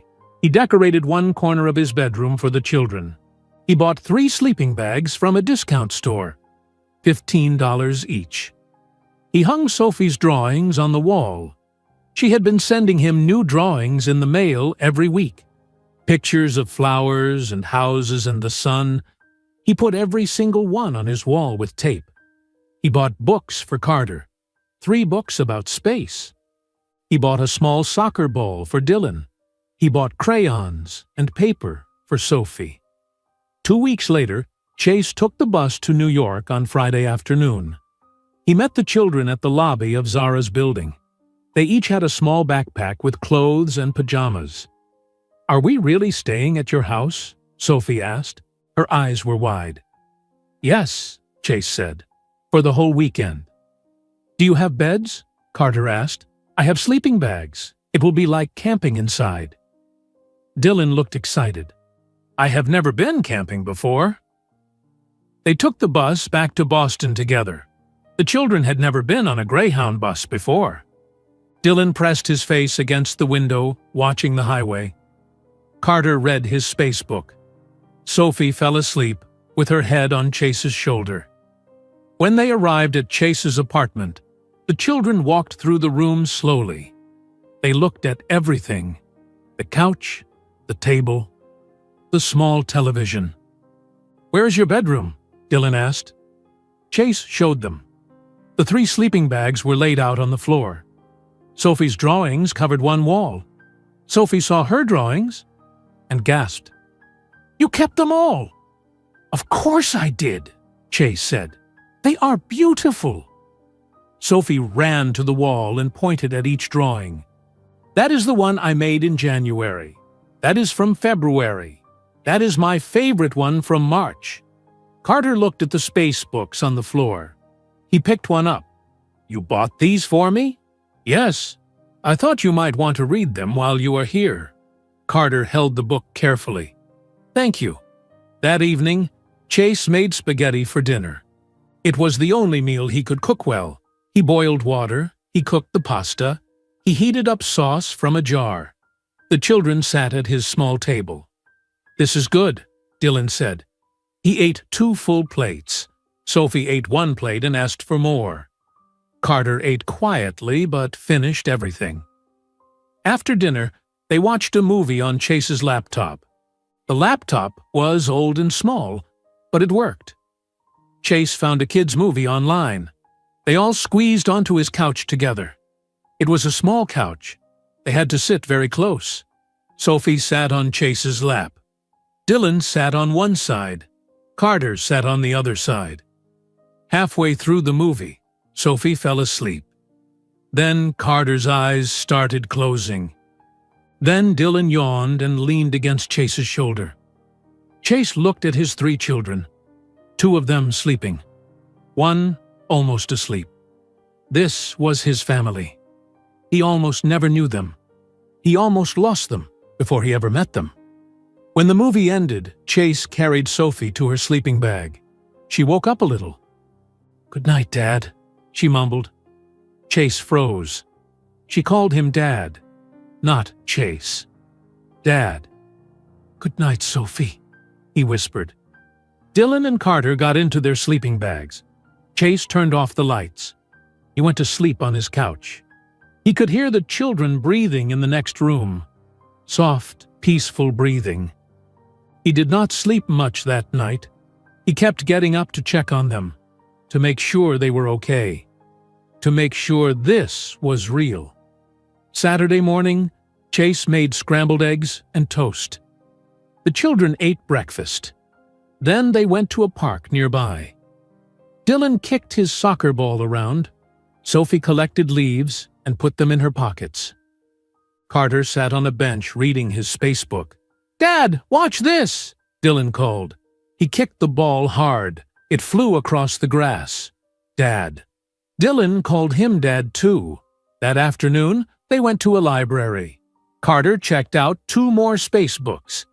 Sophie got a book about cats. Dylan got a book about famous soccer players. On Sunday morning, before they took the bus back to New York, Carter did something unexpected. He left one of his space books on Chase's coffee table. "You forgot your book," Chase said. "I know," Carter said. "I am leaving it here so I can read it next time." Chase understood what that meant. Carter was leaving part of himself in this apartment. Carter was claiming this space as his too. The overnight visits continued every month. Each time the children left more things behind. Sophie left crayons and paper. Dylan left his soccer ball. Carter left 3 more books. Chase's apartment slowly filled with traces of his children. A stuffed animal on the couch. A drawing on the refrigerator. A pair of small shoes by the door. At school, the children started talking about their father. Dylan told his friends at Preston Academy that his dad lived in Boston. He said his dad worked at a place that helped families. He said his dad made really good spaghetti. Sophie brought a drawing to school for show and tell. She had drawn a picture of Chase's apartment with all of them inside. The teacher asked Sophie about it. Sophie said, "This is my dad's house. We stay there once a month. He has all my drawings on his wall." The teacher told Zara about it during a parent conference. Zara listened quietly. She did not say much, but she did not stop the visits. She allowed them to continue. Chase and Zara still did not speak to each other. When Chase picked up the children, they met in the lobby. Zara told him what time to bring them back. That was all. No other words. No eye contact. Nothing. But the children talked about their mother to Chase all the time. Dylan said Mom worked a lot, but always came to his soccer games. Sophie said Mom read her stories before bed every night. Carter said Mom helped him with his homework, even when she was tired. Chase was glad the children loved their mother. Zara was an incredible mother. She gave them everything. He gave them spaghetti and a couch and sleeping bags. But he showed up. He showed up every single time. 2 years passed. Then 3 years. Chase was 34 years old now. Dylan, Carter, and Sophie were 8 years old. Chase got promoted at Home Foundation. He became senior marketing coordinator. His salary increased to $42,000 per year. He moved to a bigger apartment. This one had 2 bedrooms. He bought real beds for the children. 3 twin beds in one room. Dylan got the bed by the window. Carter got the bed by the bookshelf. Sophie got the bed with the pink blanket. The children stayed with Chase 1 weekend per month and 2 weeks during summer vacation. They called him Dad all the time now. Even Carter, who took the longest to trust him, used that word without hesitation. Chase never became rich again. But he had something better than money. He had his children's trust. One November afternoon, Chase sat in a coffee shop in Brooklyn, New York. The coffee shop was small, with wooden tables and plants in the windows. He ordered a black coffee and sat by the window. This neighborhood looked familiar. He walked past his old apartment building on the way here. The building where he and Zara lived 9 years ago. The building he walked out of carrying 2 suitcases. The building where he left Zara alone and pregnant. He looked at his watch. 1:30 in the afternoon. He came to New York early today. He was supposed to pick up the children at 3:30. He had 2 hours to kill. He sipped his coffee and watched people walk by outside. Students with backpacks. Business people in suits. Parents pushing strollers. The door opened and 3 children ran inside.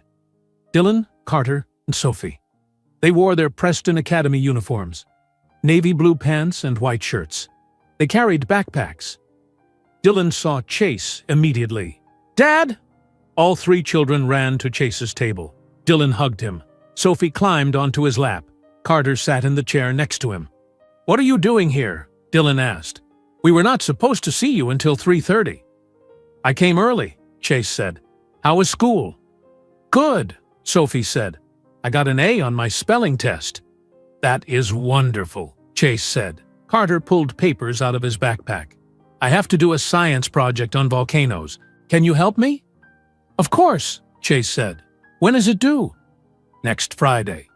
We can work on it this weekend when you stay with me."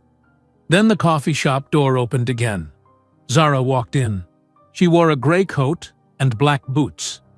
Her hair was down around her shoulders. She usually wore it pulled back. Seeing it down was strange. Zara saw Chase and the children. She stopped walking for a moment. Then she continued to the table. This was unusual. Normally, a nanny named Maria did the handoffs. Maria would bring the children to Chase and pick them up later. Zara almost never came herself. "Mom," Sophie said, "look, Dad is already here." Zara reached the table. She nodded at Chase once, just once. No words. "Can we all sit together?" Sophie asked. She looked at Zara, then at Chase.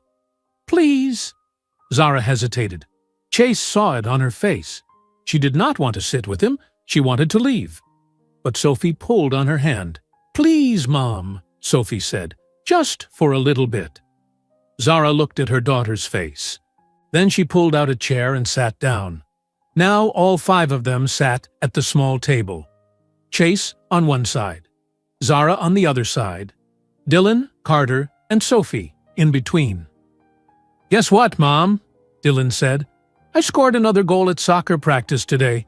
Coach said it was perfect form." "That is excellent," Zara said. She smiled at Dylan.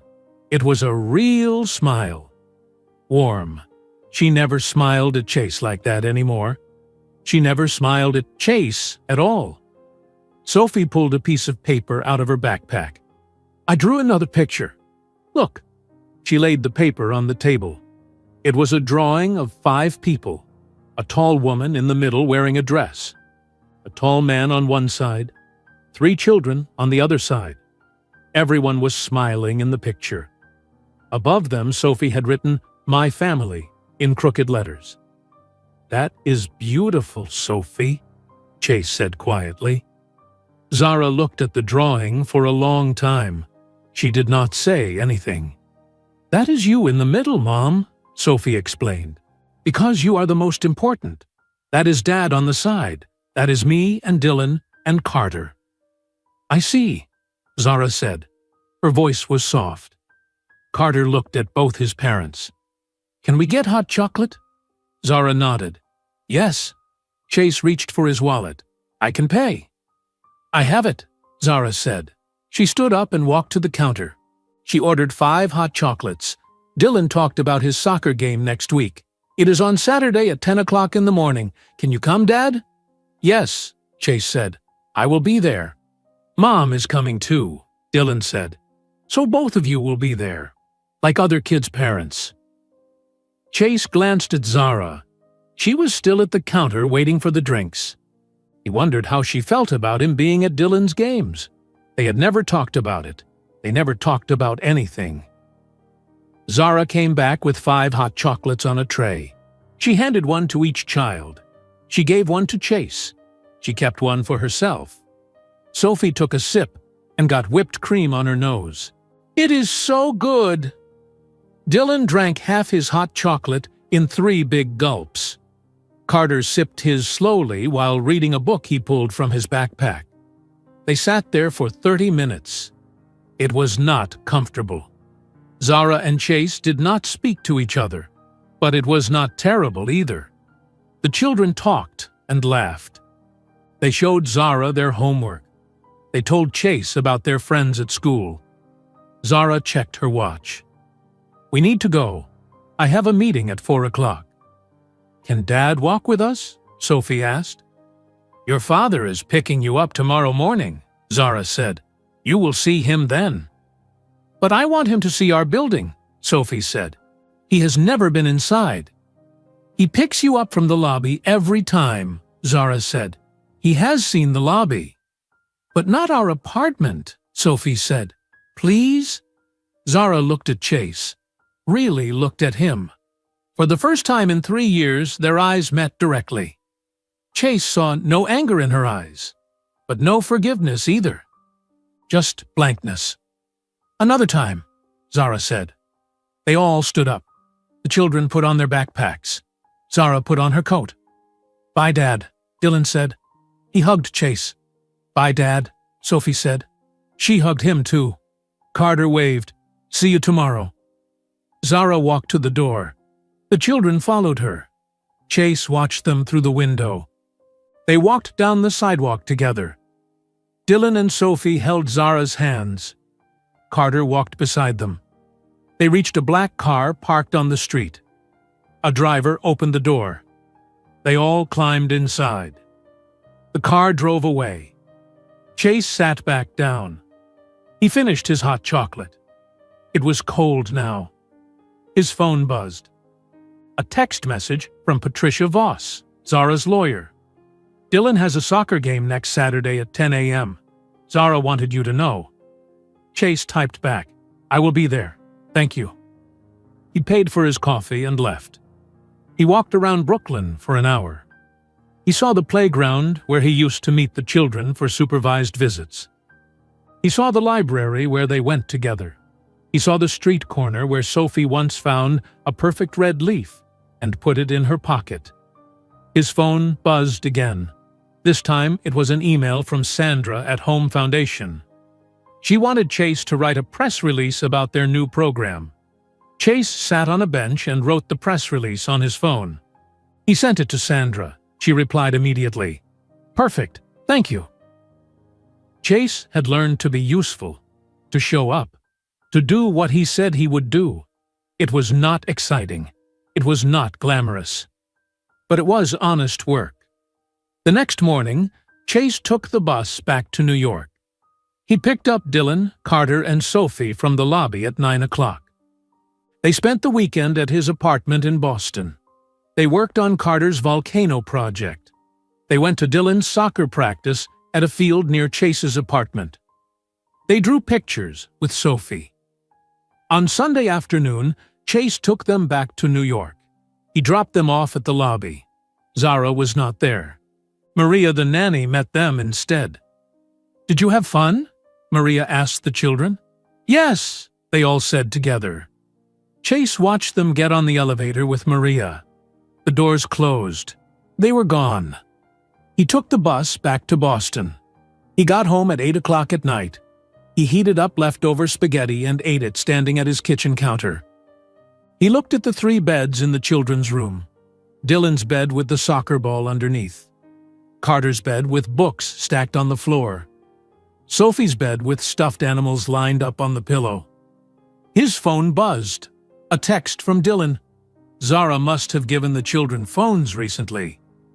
"Thanks for helping with my volcano project." "Love you, Dad." Chase stared at the message. "Love you, Dad." Dylan loved him. After everything. After abandoning him before he was born. After missing 6 years.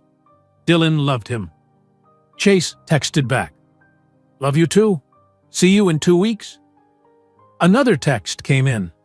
This one from Sophie. "Can we go to the museum next time? I want to see the butterflies." "Yes, we can go to the museum," Chase typed. Another text from Carter. "I finished the space book you bought me. It was really good." "I am glad you liked it," Chase wrote back. Chase sat on his couch. He looked around his small apartment. He thought about Zara's apartment on the Upper East Side. 3 bedrooms. Probably beautiful furniture. Probably big windows with views of the city. He would never see it. Zara would never invite him inside. She tolerated him for the children's sake. That was all. He thought about the coffee shop that afternoon, sitting at that table. Zara on one side, him on the other side, the children in between. They looked like a family in Sophie's drawing, but they were not a family. They were 2 separate parents who shared 3 children. Chase would never get Zara back. He knew that. He destroyed everything between them 9 years ago when he walked out that door. Some things cannot be fixed. Some trust cannot be rebuilt. But he had been given something he did not deserve. A second chance with Dylan, Carter, and Sophie. A chance to be their father. Not the father who was there from the beginning, but the father who showed up now, who kept showing up, who would keep showing up for the rest of their lives. It was not the life he imagined when he was 25, not even close, but it was a life built on something real, not money, not status, not ambition, just presence, just showing up, just being there. And that was enough. Saturday morning arrived. Dylan's soccer game. Chase took the bus from Boston to New York on Friday night. He stayed at a cheap hotel near the soccer field. $40 for the night. He arrived at the field at 9:30. The game started at 10. Parents and families already filled the bleachers. Chase found a spot in the middle section. He sat down and watched the teams warm up. Dylan wore number 7, red uniform. He kicked the ball back and forth with his teammates. At 9:50, Zara arrived. She wore jeans and a black jacket. Her hair was pulled back. She carried a large coffee cup.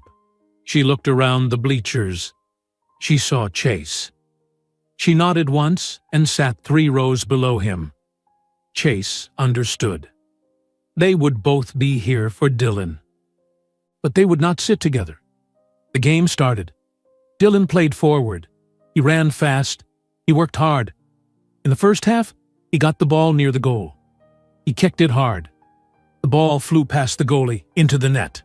Goal. Chase stood up and cheered. "Yes, Dylan." Zara stood up too.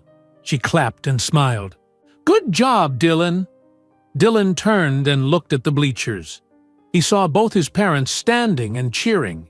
His face broke into the biggest smile Chase had ever seen. At halftime, Dylan ran over to the bleachers. "Did you see my goal?" "We saw it," Chase said. "It was perfect." "Mom, did you see?" Dylan asked. "I saw everything," Zara said. "I am very proud of you." Dylan ran back to his team. The second half started. Dylan's team won 3-1. Dylan scored 2 goals total. After the game, Dylan ran to Chase first. He hugged him. "Thanks for coming, Dad." Then he ran to Zara. He hugged her, too. "Thanks for coming, Mom." "I come to all your games," Zara said. "I know. But Dad came too, this time. Both of you were here together." Chase and Zara stood 10 feet apart. They did not speak to each other. Dylan ran back to his teammates. They were all celebrating the win. Zara walked to her car. Chase walked to the subway station. They went in different directions. 2 weeks later, Sophie had a dance recital at Preston Academy. The school had a small theater with a stage. Parents filled the seats. Chase sat in the back row. He wore his best shirt, the one without stains. The lights dimmed. Music started. Little girls in dance costumes came onto the stage. Sophie wore a pink costume with sparkles. She danced with her class. She remembered all the moves. She smiled the whole time. When the recital ended, all the parents went to the lobby. Chase looked for Sophie. She came running out, still wearing her costume. "Did you like it?" Sophie asked Chase. "You were wonderful," Chase said. "The best dancer up there." Sophie hugged him. Then she saw Zara across the lobby. "Mom!" She ran to Zara. Zara knelt down and hugged her. "You did beautifully, sweetheart." "Both Dad and you came," Sophie said. "This is the best day." Dylan and Carter appeared from somewhere in the crowd. They had been sitting with Zara during the recital. "Can we all go get ice cream?" Sophie asked. She looked at Zara, then at Chase, then back at Zara. "Please, all of us together?" Zara hesitated. Chase saw it, the same hesitation from the coffee shop. "Please, Mom," Sophie said again. "It is my special day. I want both my parents there." Dylan nodded. "Come on, Mom. It would be fun." Even Carter spoke up. "Please?" Zara looked at her 3 children. Their faces were so hopeful, so innocent. They just wanted both their parents in the same place at the same time. "Okay," Zara said quietly. "Just for ice cream." They walked 3 blocks to an ice cream shop. Zara walked in front with Sophie holding her hand. Dylan and Carter walked in the middle. Chase walked in the back. They looked like a family, but they were not. Inside the shop, the children ordered their ice cream. Dylan got chocolate with sprinkles. Sophie got strawberry with gummy bears. Carter got vanilla with chocolate chips. Chase got nothing.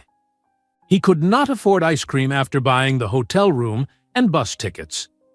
Zara ordered coffee, ice cream. She paid for all the children's ice cream. She did not offer to pay for Chase. He did not expect her to. They sat at a table outside. 5 chairs. The children talked over each other. They talked about school, about friends, about a field trip coming up next month. Zara and Chase said nothing to each other. They both looked at the children. They both listened. But they did not speak. After 30 minutes, Zara checked her phone. "We need to go. You 3 have homework to finish." "Already?" Sophie said. "But we just got here." "We have been here for 33 minutes," Zara said. "That is plenty of time." The children finished their ice cream. They threw away their cups. They put on their jackets. "Bye, Dad," Dylan said. He hugged Chase. "Bye, Dad," Sophie said. She hugged him too.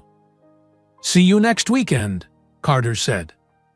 Zara started walking toward her car. The children followed. Chase stayed at the table. He watched them walk away. Then Zara stopped. She turned around. She walked back to Chase. The children kept walking to the car. Zara stood in front of Chase's table. She looked down at him. Her face showed no emotion. "Nothing." "Thank you," Chase said. The words came out before he could think.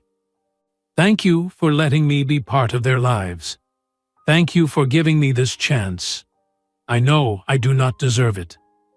Zara was quiet for a long moment.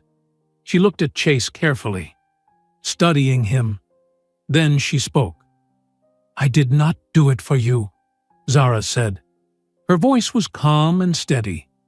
"I did it for Dylan, Carter, and Sophie. Every child deserves a chance to know their father, even if that father did not deserve them."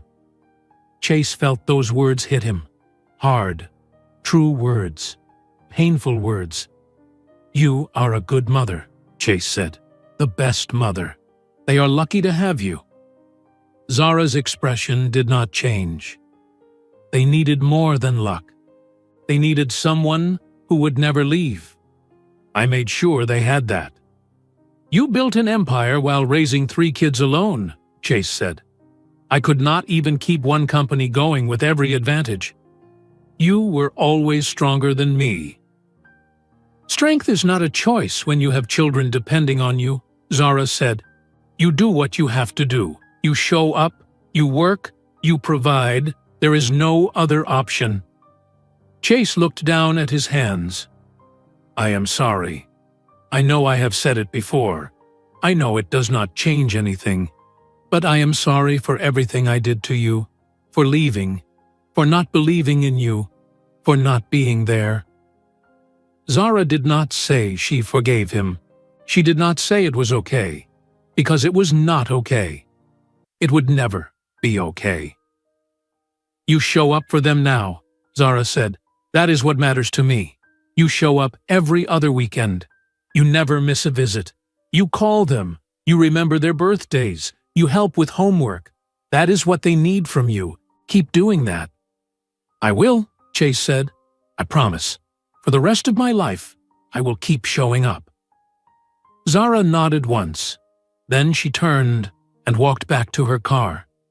Chase watched her go. She moved with confidence, with purpose. She got into the back seat of the black car. The children were already inside. The driver closed the door. The car pulled away from the curb and drove down the street. Chase sat at the table alone. He looked around.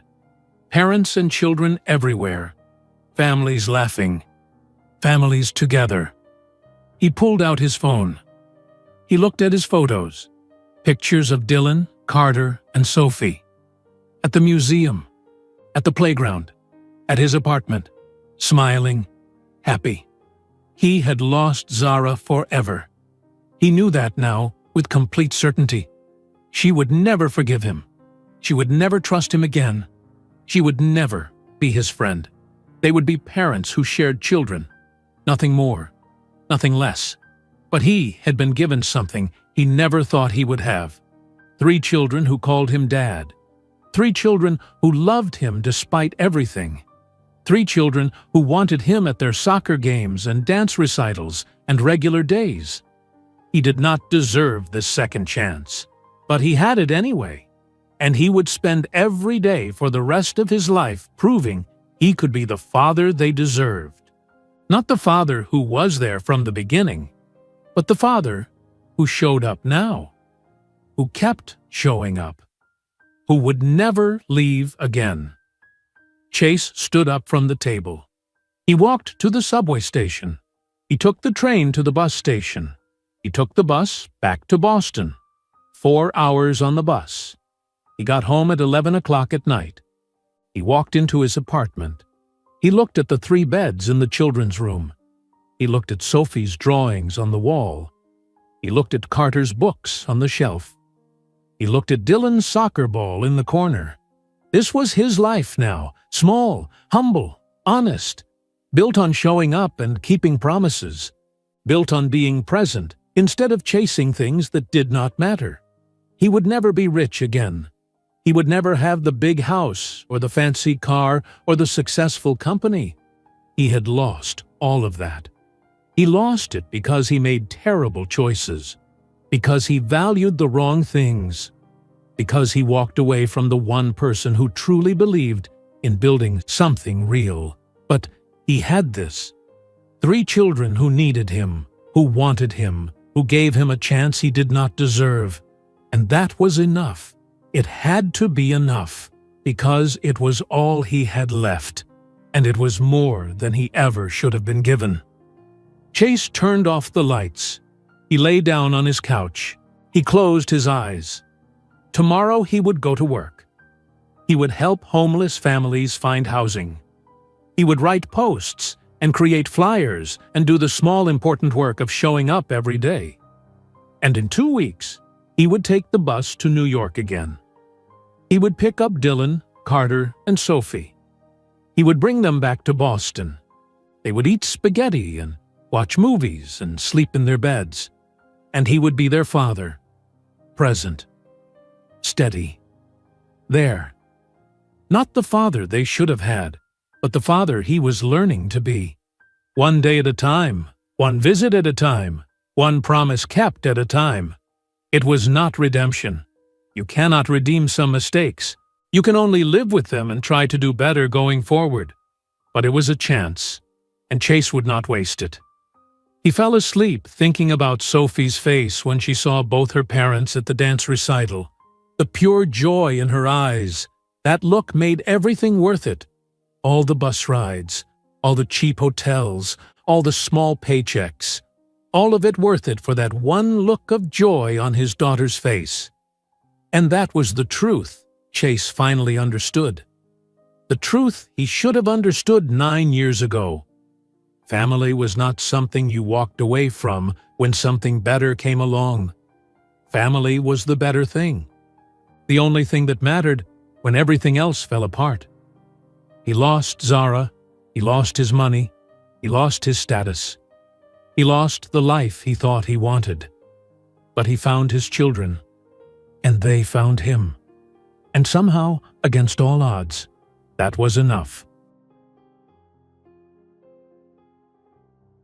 If you enjoyed today's video, I'm sure you'll love the next one. Don't waste time. Just click on the screen